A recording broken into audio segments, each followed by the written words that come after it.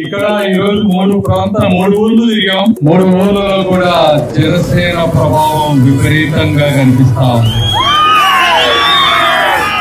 జగన్మోహన్ రెడ్డి గారు తెలియకుండా ఒక ప్రళయంతో పెట్టుకున్నారు. ఆ ప్రళయం పేరే పవన్ కళ్యాణ్.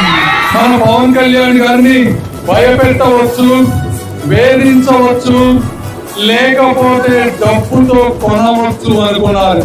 కేసీఆర్ ద్వారా 1000 కోట్ల రూపాయల రాయబారం పంపారు. అయితే పవన్ కళ్యాణ్ గారు నీ 1000 కోట్లు నా వెంట్రుకతో సమానం అని చెప్పి తీసివేసిన వ్యక్తి పవన్ కళ్యాణ్ గారు. సారాయి అమ్మే వాళ్ళకి ఒక గుడుంబ శంకర్, గంజాయి అమ్మే వాళ్ళకి వాళ్ళ గుండెల్లో నిద్రపోయే ఒక గబ్బర్ సింగ్, మహిళల జోలికి వస్తే ఒక వకీల్ సాబ్ అవుతారు.